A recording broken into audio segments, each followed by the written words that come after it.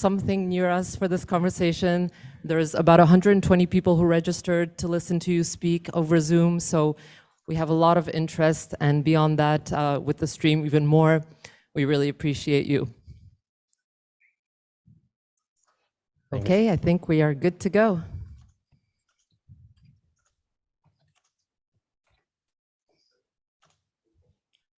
Alrighty, folks, good morning. Bonjour et bienvenue from Concordia University's fourth space, located on unceded Indigenous lands in Tiohtià:ke, Montreal. At Fourth Space, we work with Concordia students, staff, and faculty members, as well as their industry and community partners, to activate the various research projects in development, and often this coming together culminates in a live conversation event like today's. It's been our pleasure to work with doctoral candidate in psychology, Simon Dubé, to activate his research and that of his special guest for a panel discussion on space sexology. And before passing it over to Simon for a formal introduction, I'll just note that this webinar is being live streamed to YouTube. I'll pop that link in the chat in just a moment. And we'll invite you to pop any questions that you might have into the Q&A box proper to ease our moderator's life. Although the chat is activated, if you have any reflections throughout, feel free to go ahead and use that functionality. Okay, on that happy note, it's over to you, Simon. Welcome. Amazing, thank you, Anna. Hello and welcome, everyone. Thank you for joining us today for this event titled Bringing Sex to the Final Frontier, a panel discussion on space sexology.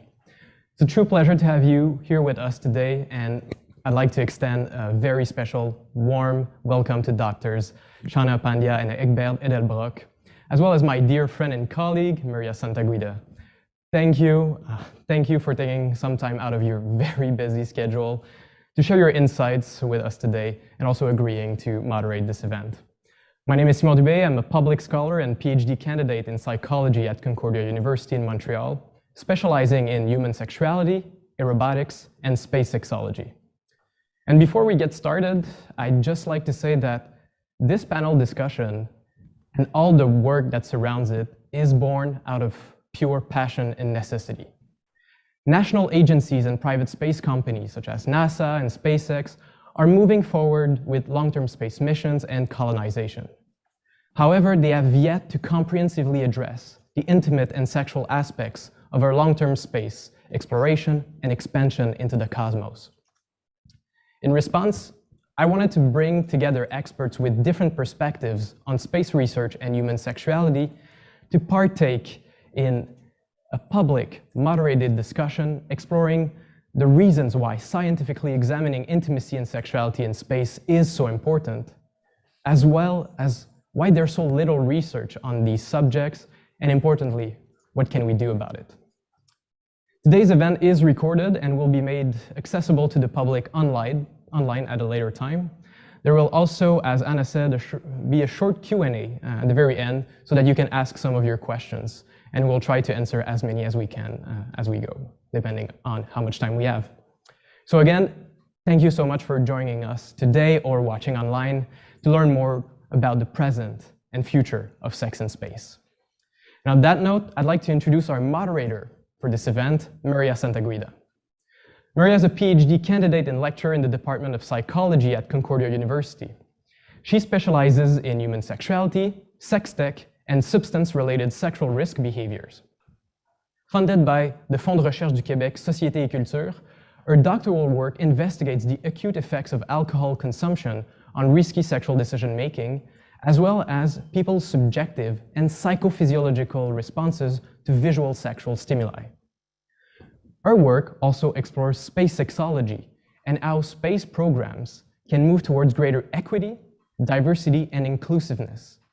And this year, she co-authored The Case for Space Sexology, an article currently accepted for publication in the Journal of Sex Research. So thank you all for being there. Take it away, Maria.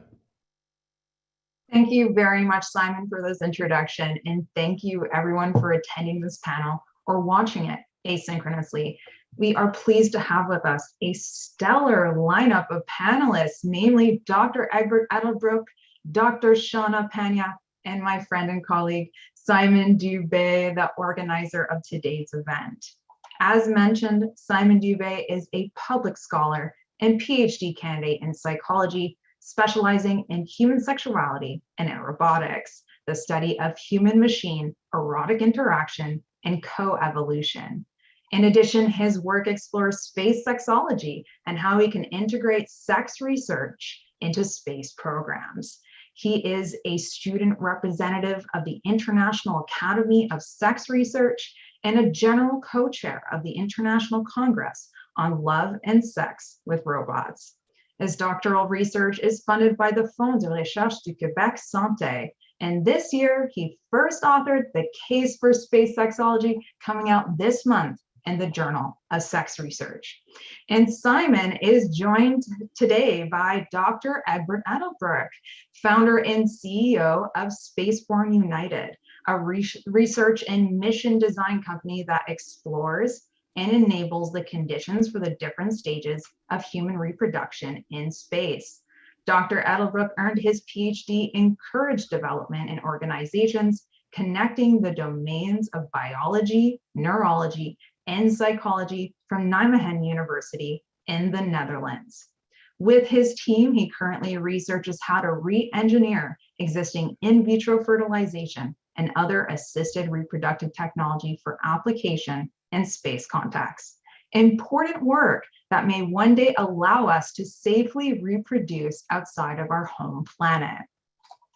And last but not least, we also have the immense pleasure to have with us today Dr. Shawna Pandya, who is a scientist, astronaut candidate program graduate with the International Institute for Astronautical Sciences and Project Possum. She is also a physician, aquanaut, speaker, martial artist, advanced diver, pilot in training, skydiver, and VP Immersive Medicine with Luxonic Technologies. She is director of the IAS Possum Space Medicine Group, chief instructor of the IAS Possum Operational Space Medicine course, director of medical research at Orbital Assembly Corporation, appointed member of the Ascend 2021 Guiding Coalition, and life sciences team lead for the Association of Spaceflight Professionals. Her publications include book chapters on space medicine, as well as psychological resilience, reproduction, and sexual health in long-duration spaceflight. This includes Logistics of Reproduction in Space, a co-authored chapter in 2019 in the Handbook of Life Support Systems for Spacecraft and Extraterrestrial Habitats. In 2021, Dr. Pandya was named one of the Women's Executive Network's top 100 most powerful women in Canada and the Canadian Space Agency ambassador.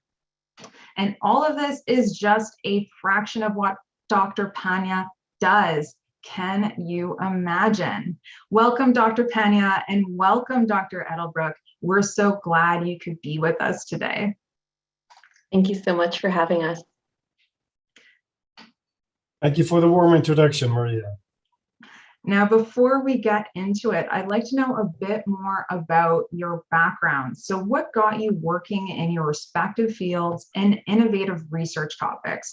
Starting here with Dr. Pandya, could you tell us briefly about what got you working in space medicine, what space medicine is, and also what was the motivation behind the chapter Logistics of Reproduction in Space, published in 2019? Yeah, thank you so much for that question, Maria. So space medicine has been a lifelong passion and pursuit for me. Oftentimes when people hear about this term, space and medicine, it initially doesn't make sense. Like what could there possibly have to be in this field, until you consider that we send astronauts to space all the time, and the bottom line is that space is trying to kill us. The space flight environment is incredibly hostile, and that includes risks like microgravity, altered gravity on the moon, 17% of what we experience on Earth, increased radiation, the highly stressful operational schedule, often scheduled down to the 5-minute mark on the ISS. And then as we look at missions like Artemis on the moon and Mars beyond, we have to consider the isolation and confinement, the risk of the hostile environments that includes lunar dust and lunar regolith, as well as the time delay that comes with it. So then when you consider all of that, it only makes sense that, where we send humans, that we also have to consider about the healthcare and the medicine aspect of it. And then speaking specifically to how I got involved with sexuality and reproduction in long-term spaceflight, I've been involved in the space world for a long time, and I was actually part of the International Space Development Conference one year, and I was approached by one of the former chief medical officers of Johnson Space Center at NASA, who had previously touched on this topic of sexuality in space. And he was very forward thinking. Dr. Jim Logan, he recognized the importance of starting to research this essentially yesterday, because by the time we realized that we need to look at everything from the crew dynamics to the ethics of pairing up on a long duration mission to dealing with accidental pregnancies and the impact on crew resources and on work schedules. And by the time we start thinking about that, it's probably too late. And so he'd done some initial work on that. He'd asked me to kind of pick up the torch and present on that. And then later on, he introduced me to another one of his mentees, Dr. Alex Leyendecker, who actually I believe works with Egbert and Spaceborne. And then Alex's PhD was in this entire field, Astro Sexology, kind of going into a deeper dive on everything I've just talked about. And then we actually ended up co-authoring that book chapter together. And since then, I myself had initially not thought of this. And now it really only makes sense when you consider that this is the inflection point for access to space. This year alone, we have seen more commercial space flights than any other time in human history. I myself am the director of medical research for Orbital Assembly. We plan on further increasing accessibility to space. But when you propose a space hotel, you have to realize what people are probably going to do in a hotel, and think about this. And so the bottom line is that it's essentially putting blinders on, and it's foolhardy not to take this topic seriously. Fascinating. Thank you, Dr. Pandya, for your work and being an all-around Wonder Woman. Now, Dr. Edelbroek, would you care to tell us briefly about why you started Spaceborne United and what are some of the company's current and future projects? Yeah, I would be happy to, obviously. So just in a nutshell, what we do is we focus on the different stages of human reproduction in space and looking at the conditions, how to enable this eventually. And how did it start? Well, it's a little bit funny story, maybe. It started around 2015. I happened to be a donor for an IVF clinic, a sperm donor. And in that role, I learned about IVF technology, and that's where it started to combine with my passion for space exploration. And I started to become curious about if this technology could be re-engineered to also work in space, because it would help humanity to learn about the first stages of reproduction in space. And as I was talking to more and more experts, it started to become clear that this should be a project and more than a project. And that's where Spaceborne United started. And when we communicated more and more about what we were planning and doing, it attracted great experts like Shawna also already mentioned, Dr. Alex Leyendecker, and many others. And then we learned that our focus should be for the next couple of years on taking IVF to space. So IVF is also in a group of assisted reproductive technology, and we're extending that into space. And now we're calling it ARTIS.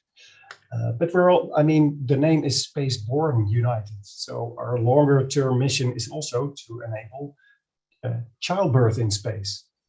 Not pregnancy yet. You need really solid radiation protection and gravity to a certain level, and humanity is not ready for that yet. So it would be interesting to learn about a childbirth mission, but that's different from pregnancy. So that we're looking at a 24-hour type of mission. But for the next couple of years, we will be focusing on taking IVF, re-engineering existing IVF technology to make it work in space. And that's essential also to learn about partial gravity and the effects of Mars level gravity on healthy embryo development. Until now, nobody knows if the Mars gravity level will be sufficient for healthy embryo development. And that is something you don't have to research on Mars. You can do that more affordably, more easy in low Earth orbit using artificial gravity. That's our focus for the next couple of years. So in a nutshell, we do three things.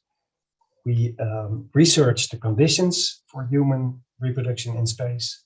The second is we translate the outcomes in a missions program with feasible missions, including industry partners that can and will take care of these stages in the mission. And the third thing is we translate the research outcomes into biomedical equipment, so re-engineered IVF technology. Thank you, Dr. Edelbroek. That's truly amazing. And finally, Simon, would you like to tell us how you got to work on space sexology and why you thought this work and recent paper was important? Yeah, absolutely. So in early 2020, my colleague and I, Dave Angtil and I, as part of my doctoral primary work on aerobotics, we were really exploring some of the potential application that new sexual technology and aerobotic technologies could have for singles, for couples, and really anyone. And we really realized that this technology could be used to explore human eroticism, but also to provide access to intimacy and sexuality to singles, couples, including in confined, remote, or isolated environments. And with everything that was happening with the space sector, it was really it was a light bulb moment. One morning, I just realized that this technology could have promising concrete applications for the intimate and sexual well-being and health of future astronauts and potential future space inhabitants. So in early 2020, we wrote a piece for The Conversation titled "Sex in Space: Could Technology Meet Astronauts' Intimate Needs?"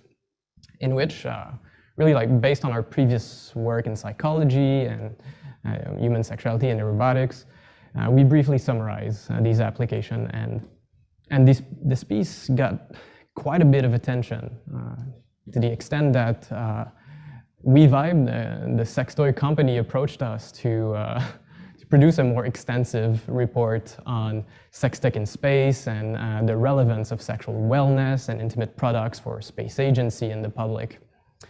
And while all of this was happening, we really became acutely aware that almost no research on human sexuality in space was being done. Certainly no comprehensive biopsychosocial investigation of the sexological factors that influence or could influence human eroticism during long-term space exploration and expansion. And more to the point, we also realized, like many before us, that space agency were almost kind of systematically avoiding these topics. So at that moment, we just knew what needed to be done. We really had to take a step back from the sex tech side of things, and we wrote an overarching paper called "The Case for Space Sexology" with you, Maria, and my other colleagues, Lisa Giaccari, Dave Angtil, and Judith Lapierre, in which we really made the case for the comprehensive scientific study of human intimacy and sexuality in extraterrestrial context. And from that, it's really our hope that this paper will help people grasp the importance of studying these topics to mitigate the risks and enhance human health and well-being of future astronauts and space inhabitants. But it's also our hope that this paper represents a wake-up call to space organization to really help move the ball forward with regards to the exploration of space sexology, or astrosexology, as others have also called it, Dr. Leyendecker. And so, yeah, I mean, sexuality is central to human existence. It's time to address it in this context of space exploration. Absolutely. Fantastic, Simon. Well, that's actually a great segue into our first question to this panel on space sexology. Why is considering intimacy and sexuality in space important? Why should we care? Dr. Pandya, would you like to start? Yeah, thank you for that great question, Maria. So I'm going to start with two thesis statements. And the first one is the definition of health from the World Health Organization. And so I'm paraphrasing here, but it essentially says that health and well-being is not merely the absence of disease, but pertains to physical, physiological, spiritual, and overall well-being. And so part of that overall well-being includes sexual health. And so if we're going to talk about medicine, if we're going to talk about well-being, we need to talk about the complete spectrum. The second thesis that I want to start with is wherever humans go, medicine must follow. And that's essentially the tagline of one of the organizations I work with, the World Extreme Medicine Organization. And so if we're seriously talking about sending humans to the moon, if we're seriously talking about sending humans to Mars, we wouldn't be doing our duty as physicians, as medics, as healthcare practitioners if we simply ignore this and say, well, it doesn't exist. We can pretend that astronauts are superhuman all we want, but by doing that, we're setting ourselves up for failure. When you look at the proposed profiles of a Martian mission, and this isn't theoretical, Elon Musk from the commercial sector with SpaceX, the public sector with NASA and international space agencies have said by 2030, we hope to have humans on Mars. So when you look at the logistics of that flight profile, 6 to 9 months to simply get to the red planet with current technologies, and then 6 to 9 months to get back. And then you don't want to simply go there for 3 days after having spent all that time. So you could be looking at a mission profile of years. So then you have to ask yourself, okay, are we going to ask our astronauts to live in abstinence for that long? And if so, how is that going to be our policy? What are the ethics around that? How are we going to enforce that? And if we don't follow that policy, what is our policy? There's in the lore, in the literature, people have proposed taking on expedition spouses. What are the ethics around that? What happens if you have a taxpayer-funded mission that's funded by the U.S. taxpayers, by the Canadian taxpayers, and suddenly you have an illegitimate fraternization, and you suddenly have a pregnancy on Mars? How do you explain that to the tax holders? There's going to be a lot of explaining to do later on. And so the bottom line is successful human space exploration is all about risk identification and risk mitigation. And this is a huge and relevant part of it. And that really brings down the why. Closer to home, the last thing I'll say about this is what I said in my opening statement. As we look at increasing that access and that democratization of space, if we're seriously looking at opening up the barrier to space for tourists, artists, entrepreneurs, athletes, for more than the duration of a suborbital flight, then we have to realize, well, humans are experimental creatures, and at some point it's going to become relevant. And again, if we're serious about maintaining safety and standards, we need to start addressing the idea of sexuality and reproduction in space. Terrific response. Dr. Edelbroek, would you like to take it from here? Yes, thank you, Maria. Referring to one of the last things Shawna also mentioned, space tourism has started, and this will also become a magnet for couples that would like to claim some unique achievement in space. And maybe not so well, naturally conceiving the first baby in the history. And that could be just the couples, but there's also the geopolitical arena. In the new space race, there also are countries interested in claiming unique achievements. We've put people on the moon. NASA or Elon Musk are going to put people on Mars. But who wants to claim the first conceived baby outside of Earth?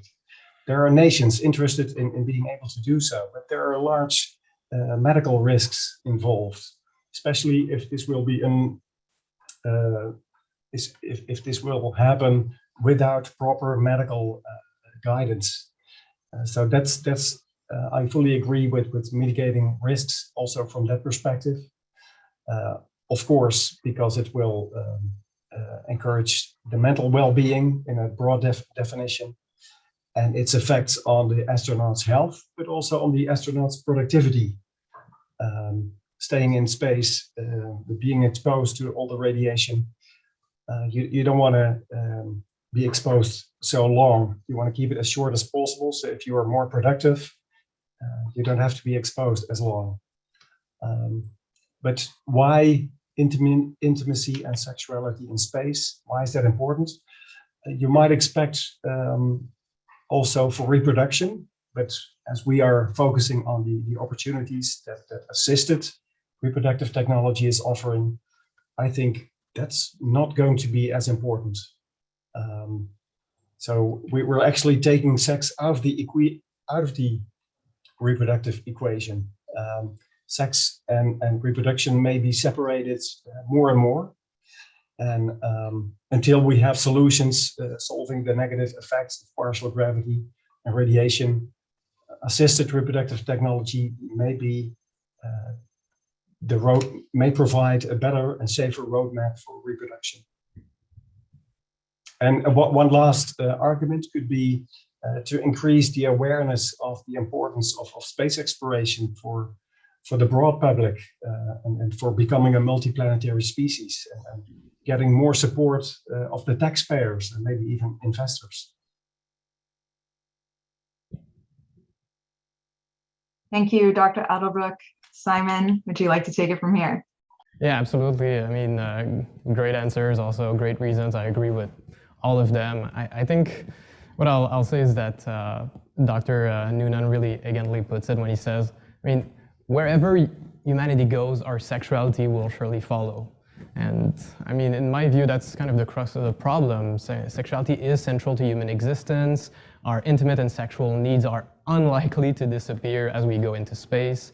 Rather, I think they are likely to be influenced by the living conditions of space habitats, along with the potential risks, especially if they're too constrained, and potential benefits if they're enabled. I mean, in terms of risk, we have to deal, as my colleague said, radiation exposure, gravitational changes, the stress of living in remote, confined environments, but also injuries, dysfunctions, potentially sexually transmitted infection, everything that has to do with reproduction, from conception, unplanned or planned pregnancy, abortion, birth, marriage, child rearing as well at some point, finding compatible partners, especially if you're a gender or sexual minority. That might also be a challenge just because of the market of sexually available or romantically available partners.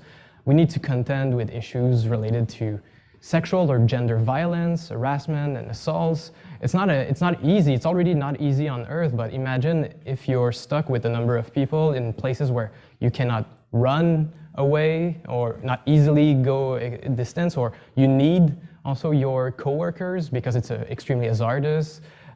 What do we do in these instances? We need to define systems and protocol to contend with that.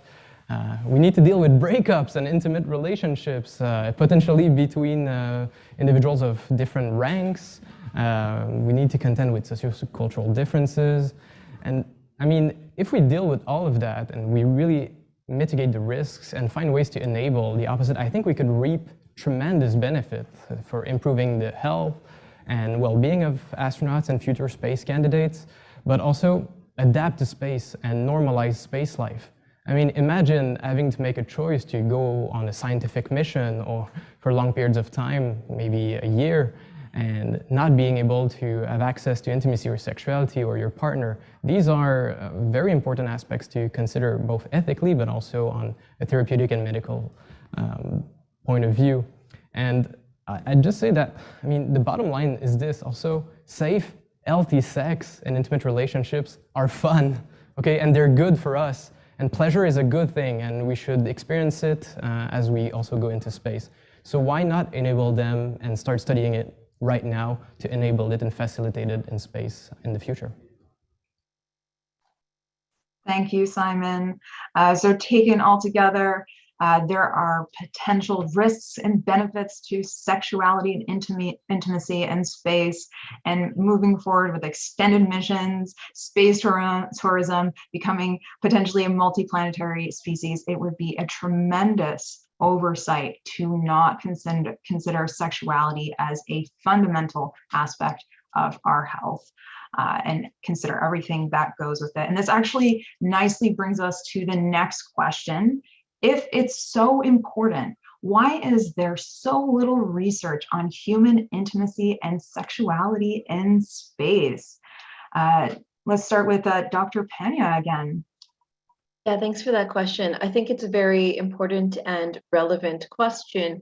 And I think when we look at the origins of human forays into space, that explains it all. And so, going into space wasn't initially an endeavor simply of explanation, but it was essentially a show of political prowess. And by that, of course, I'm referring to the Cold War origins of, sending the first satellites and then animals and then humans into space. And so it was a Soviet-US standoff without being a physical act of aggression. And then when you look at who went to space, well, it was essentially all Caucasian males. And so it was a very homogeneous pool. Most of them had military backgrounds. And so no one was thinking of, okay, the long game, establishing colonies or settlements, on the moon or Mars. No one was thinking about, okay, how do we plan for this for sustainability? Even though it did spark the imagination of the public, and sci-fi from the time envisioned us having commutes to the moon, working on the moon by this day and age. In reality, the powers that be were focused on winning the next race and the next milestone.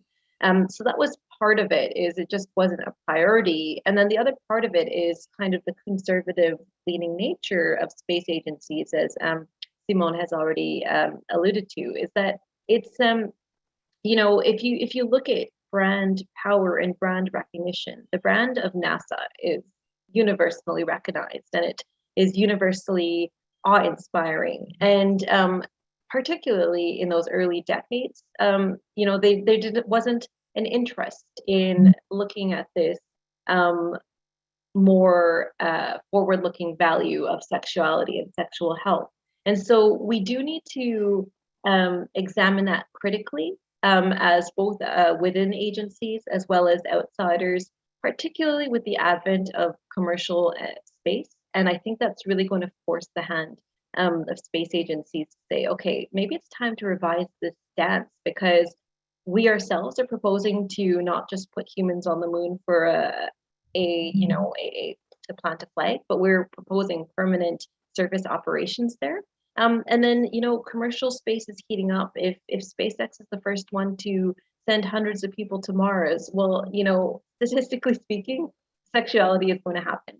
And so then, the hand is forced. And so maybe we've had the option of kind of looking the other way when it comes to sexuality in the past, but we probably can't hold that stance any longer. Thank you, Dr. Pandya. Let's go to Dr. Edelbroek. Yes, I fully agree with the arguments that Shawna shared. I can be short about also supporting to encourage more women in space, making it more inclusive, and also in that way boosting the awareness of the greater public and the taxpayers that this is important to achieve the goals in space exploration. As women are still underrepresented in the space sector, there are some good trends going on, and that they should be further encouraged. And I think and I hope what Spaceborne United is doing can also add to boost the worldwide awareness for the people and the taxpayers, as we are working on the first conception in space, and that because it's perceived as a slightly controversial or ethically delicate. The media really like what we do, and they attract a lot of attention. And as long as that contributes to boosting the awareness and solving these issues, we're fine with that. Unfortunately, in general, the reality of space exploration, unfortunately, most of the time is that it lives in the shadow of the defense industry. If you look at the budgets, it's well, less than 10% at most. And fear apparently is a great driver, unfortunately. When you look at the John F. Kennedy time and the Apollo program and his famous moon speech, that fear in that way did help to get taxpayers to accept to spend 4 or 5% of the national budget to be spent on space exploration, or at least reaching the moon before the Russians. So I think we should not forget that there's an opportunity in this reality. Maybe we can translate some military advantage and connect it to this challenge, and then it might get a lot of attention and funding.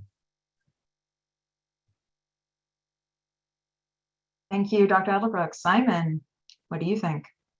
Yeah, absolutely. I have the same reading as my colleagues. I think historically, space agencies and space exploration is grounded in the military and science, but also specifically, let's say, the STEM field, science, technology, engineering, maths, which are both relatively sexually conservative institutions dominated by men, which creates, a couple of problems. Some that Dr. Pandya already mentioned, creates kind of a systemic structure that is quite conservative at its core and maybe hard to change. And what I'll add to that is it might also leave out a lot of human, social, and health sciences, such as historically, right now there's a greater integration, but psychology, sexology, gender and feminist studies, which have been flagships of research domain in the exploration of human sexuality and intimate relationships. And all of this kind of bleeds out into our current state of affair, where the main forces of space exploration, the US, Russia, and China, as well as the private consortium and companies that are around it, are quite conservative countries. So they are they're kept accountable to their investors and taxpayers. And these, let's be honest, US, Russia, China, they're also quite conservative countries. So, and the population that are sustaining and the space endeavor may not want to put their money on studying human sexuality, even though if it's one of the most important aspects of our life and obviously a crucial challenge, as we've already mentioned, to colonize new worlds and travel in space for long periods of time. So, I think space organization at this stage will remain accountable to their conservative populations, maybe right now choosing a short-term solution to a long-term problem, and it needs to change.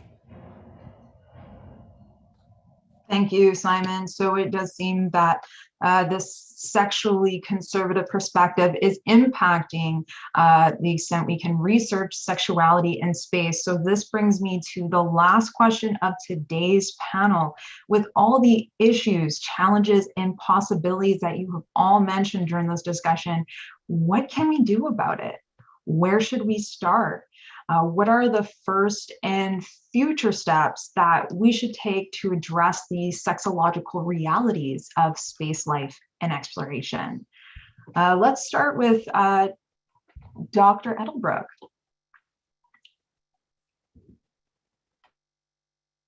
Yes, thank you, Maria. As I mentioned before the show started, it would have been really interesting if Dr. Alex Leyendecker would have been able to join, as he described specific plans to start the Astro Sexological Research Institute. In his PhD dissertation from 2016, he describes an interesting plan, including a business plan. So that's supporting this would be one of the interesting options, I would say. And in general, as we cannot expect the agencies with their problematic situation for addressing this issue, we might want to encourage non-public initiatives and see if this can be attractive for investors, but it needs to have a return on investment, and it cannot work based on the problems with the agencies like NASA or ESA. So I think this is the approach that could be helpful. Thank you, Dr. Edelbroek, for your response. Let's go to Simon. Yeah, I mean, based on what we said about the inherent conservatism, I think the first steps is really to make the public and space organization understand the importance of studying sexuality and intimacy in space. If it's the taxpayers and investors who are preventing some organization who, I mean, in their DNA might have the potential also to change and become more open and tackle the different challenges, especially organizations like NASA, the Space Agency are super risk aversive, and there's definitely risk related to human reproduction and intimacy, so, and also potential. So, I mean, the first step, if the problem is taxpayers and the conservative population, we need to explain it. We need to take time as researchers, as scientists, as people working in the private sector, like today, like we're doing, explaining to the public and the space organization why this is a critical issue. Then based off of that, we need to build international intersectorial research teams, institutions like Dr. Leyendecker proposed in his dissertation. We fully support these initiatives, really centers dedicated to astrosexology, space sexology. My sense is that this could be facilitated by events like today, but also I hope that eventually we can also organize a colloquium or an important event where we bring experts and policymakers from all around the globe, stakeholders from the space agencies and all around, to bring all the voice to the same table, and also the space agency, and just all agree that this is an important issue. And from that, perhaps start to devise a priority-based scientific agenda for space sexology. So here what I mean is, what are the upcoming missions? What are the most pressing challenges and opportunities that we should be addressing related to space sexology and the sexological aspects of human exploration and long-term space life? And based off that agenda, start to immediately, I cannot stress this, gather data on human sexuality and intimate relationships, maybe in simulated and analog contexts, but also before, during, and after space flights and missions aboard the International Space Station. We need to devise these programs to prepare astronauts, to study astronauts and space candidates, but I mean, also just tackle human intimacy globally, all acknowledge that this is important, and just put down the list of what needs to happen in terms of research program.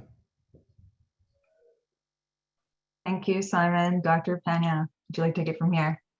Yeah, absolutely. I think to build on what Simon's just said, that I think obviously the first, absolutely the first step is conversation, just talking about it, making, normalizing conversations about sexuality and sexual health. That's literally my job when I'm in the clinic every single day, is to make people realize that this isn't taboo, this isn't mysterious, it's nothing to be embarrassed about. It is a part of whole, complete health from beginning to end. And so that shouldn't change when it comes to space. So having conversations and panels such as this one are the first step. It's extremely relevant. And then building on that, there's more and more people out there who are interested in this. There's emerging researchers. There's so many topics to talk about, whether it's interpersonal dynamics, whether it's the ethics, whether it's the actual animal studies. I saw a comment on that in the chat, what has been done to date. And then building that connections through an international consortium of researchers in sexual health. For example, the proposed Astro Sexology Institute, or even having an initial meeting.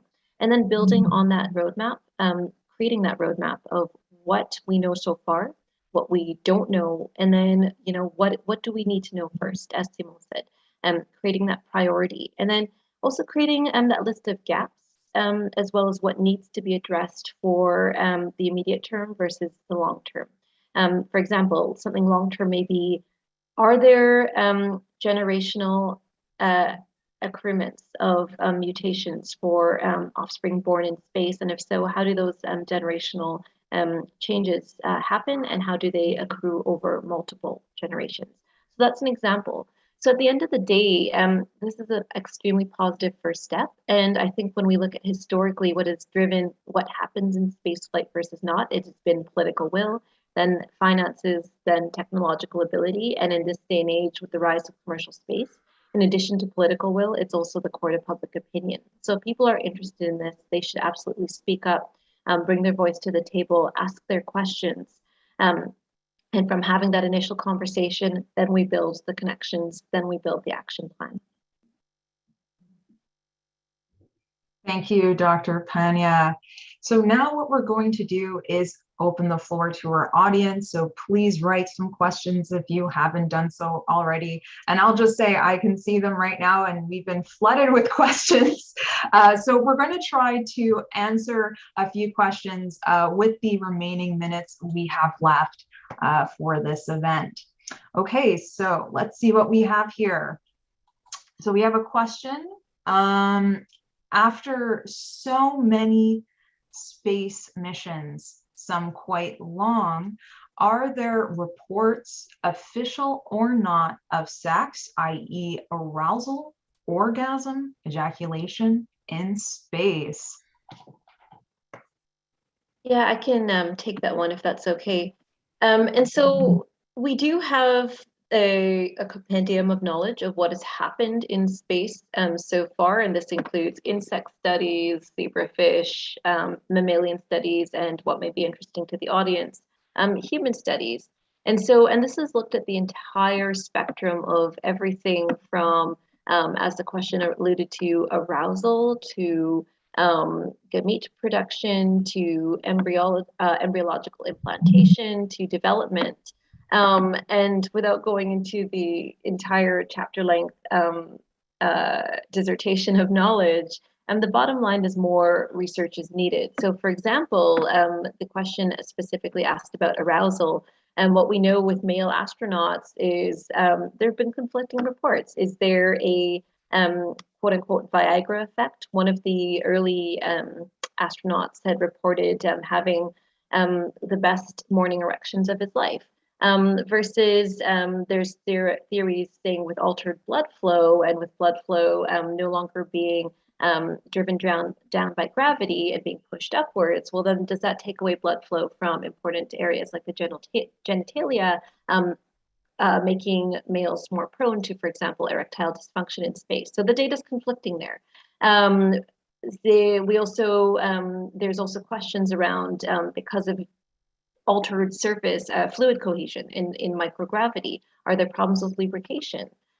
Is there decreased libido due to stress? And those are just the human studies. What we know from, for example, gamete studies in rats, for example, we know that rats who were flown to space on Biosatellite 2, on STS-51, we know that those flown rats initially produced offspring with more mutations, so with growth retardation and higher rates of renal malformations. And then 3 months post-flight, it wasn't an issue when they continued to mate. So there's so much data out there on so many different species. And the bottom line is it's at best conflicting, incomplete, and further studies are needed. So it's a little bit of a feedback. Sorry, everyone. So you might know, I think that it might be difficult to answer this question. It might be more studies are needed, but there's a question in the audience that states, has there been research on survival of STIs in space? Just wondering if some would spread differently, et cetera, in a space setting, or maybe has testing evolved before going into space? Or maybe have testing evolved before going into space? Yeah, so luckily to date, we haven't seen any type of space super gonorrhea emerge, but we do know that immunology is affected in the spaceflight environment. Astronauts are considered immunosuppressed. As well, we know that certain bugs are more virulent in the spaceflight environment. So far clinically, for the most part, we have not seen that have a major impact on space health, but we have seen reactivation of previous herpes infections. So we know that, for example, part of the medical screening for astronauts includes STI screening, herpes screening. It's not a screen out criteria, it's something to be aware of. And so one of my favorite facts is it's actually harder to get onto The Bachelor than it is to become a NASA astronaut, because herpes is a screen out criteria for being on The Bachelor.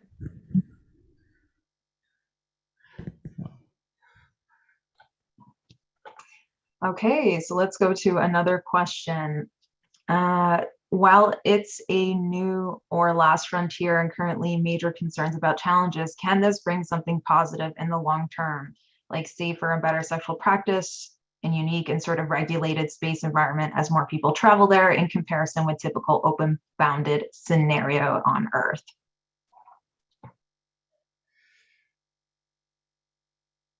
Yeah, absolutely. Oh, sorry, go ahead, Dr. Edelbroek. No, sorry. I think this is more your expertise.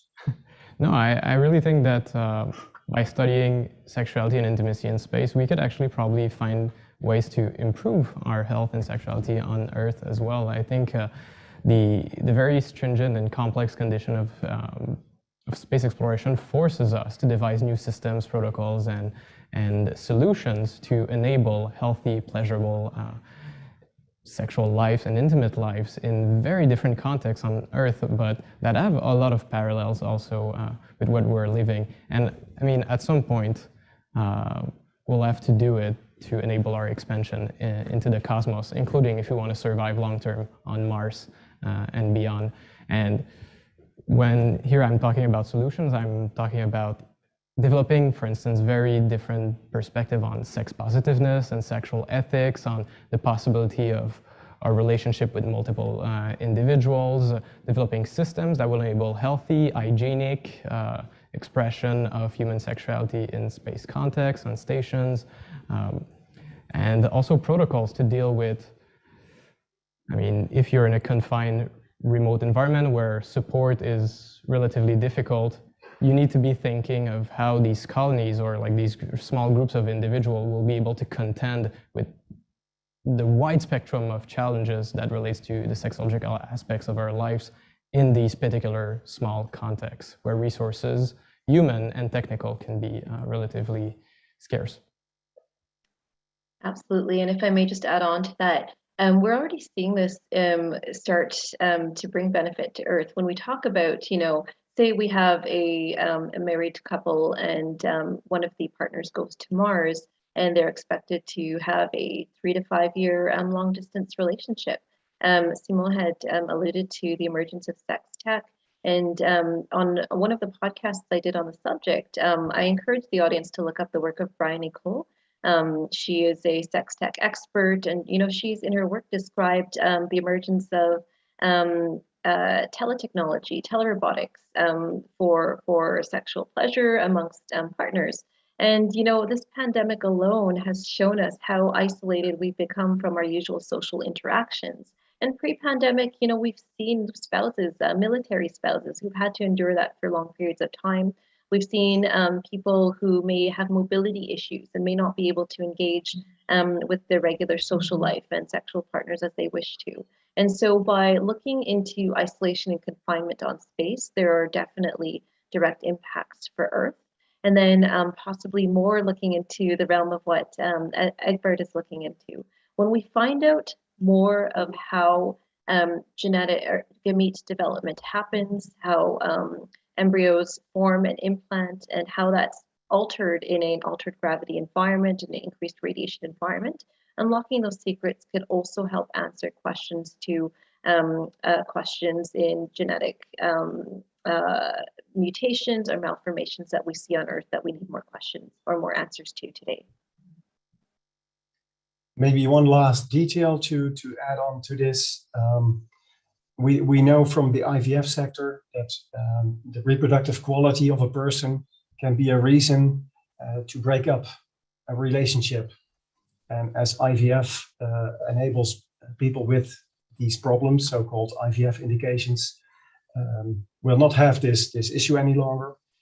This can help more relationships to stay intact. And the work that we do on IVF in space, innovating this, also provides innovations that are helpful to the IVF sector to improve success rates of fertility.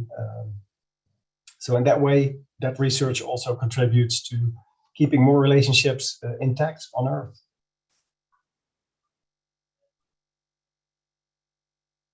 Thank you all for your responses. So we have a fun question here. So let's imagine we are sending people to stay on the moon for 100 days. They will have quite a lot of private space there. What kind of research would you plan for this mission? I mean, that's a great question. I'd like to to take this one first because there's a lot of ideas related to this. But I mean, I think at some point we need also to start. We've talked about human sexual responses and arousal, but I'd be interested in first of all, like 2 sets of studies. The first one is really asking regularly people's subjective and physiological experience of sexual arousal, desire, and how they contend also with their sexuality. And it can be very broad questions, I mean, and more specific medical ones, including, for instance, have you felt sexual desire and arousal today? Do you feel like having sex? Are you, one of my favorite, are you attracted to your colleagues or these things? I mean, we have to take into account interpersonal dynamics. Is the fact that you're not able to engage in masturbation, partnered sex, you're not seeing your partners on Earth, or is it affecting your moral? Like, is it affecting your mood and psychological well-being, including depression measures, but also anxiety, stress, and so on? And based off of that, really see how this is affecting crew dynamics during these personal well-being and crew dynamics during these long-term mission. That is my perspective on psychology. I'll leave the others also to discuss potential more biology-oriented studies. Sure, I can jump in there. And so it was really interesting that one of the assumptions in the question was that there would be more privacy, and that may not be the correct assumption. And so one thing that we broached in the book chapter that Dr. Landecker and I wrote was that, well, maybe that's part of the design. Maybe you either specifically engineer less privacy to prevent this exact kind of thing from happening, or maybe you realize that privacy is part of well-being and specifically engineer private living quarters. And as I said in the beginning, sexual health is part of the whole picture. It's a part of human health. And so I would love to take on what Simone has proposed and say, okay, in addition to your libido today, how did you sleep last night? How was your workload today? How are your stress levels? How was your interpersonal crew interaction? And then how does that translate, or how does that correlate back to what you're experiencing on a day-to-day basis? Obviously, some sort of sexual arousal is going to happen. You have to talk about self-stimulation and self-pleasure. How is that differing from the Earth environment? And then it would be really fascinating to also compare that to the microgravity environment of ISS. So what would be really cool would be to set up this holistic study and then look at 1G, look at microgravity, look at 17% gravity on the moon, and then see, okay, what are the differences that we're seeing, and then what are the possible explanations for why we're seeing these differences.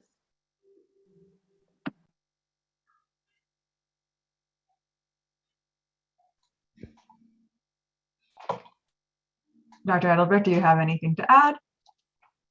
Not really. I was just thinking out loud.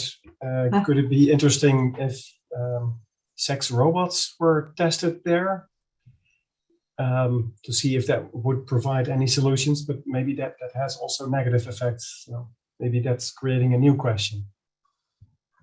Yeah, I think exploring the possibility of sex tech and artificial companion, whether they be robots or embodied or just virtual partners and agents that can help with companionship, or the same technology could be used to connect individuals with people on Earth or with other partners outside of their crews. Or, I mean, these are definitely, I think, a practical solution that we need to be exploring as well.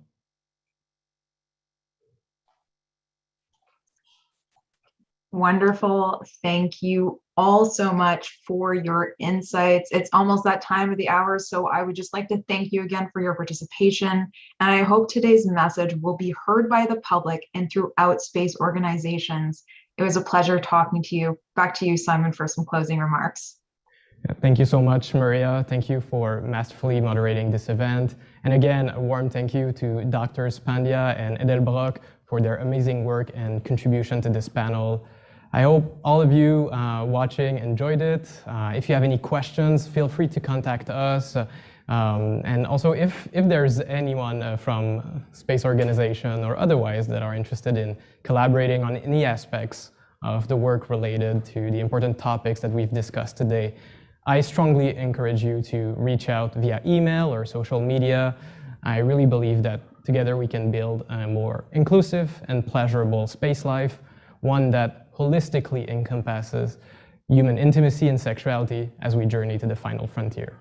And on that note, stay tuned for our upcoming work and have a great rest of the day. I think Anna might have some final remarks as well.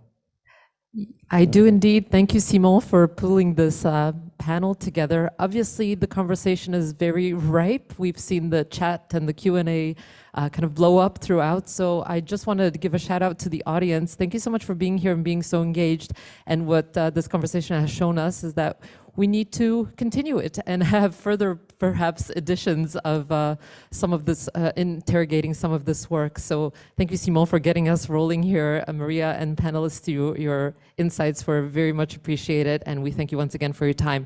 A quick reminder that we did live stream this event, so check it out at Concordia University's Fourth Space channel on YouTube. It's there now if you want to revisit any of these ideas and thoughts. And on that note, we're going to close the webinar and wish you a great day. Thanks, everybody. Take good care. Thank you so much. Cheers. Thank you, Dr. Pandya and Egbert Edelbroek. We'll be in touch by email. I think we definitely need to continue this conversation, and Maria and I are super eager to continue collaborating, building maybe these events and conferences, and perhaps writing a paper together or something about the scientific agenda that should be like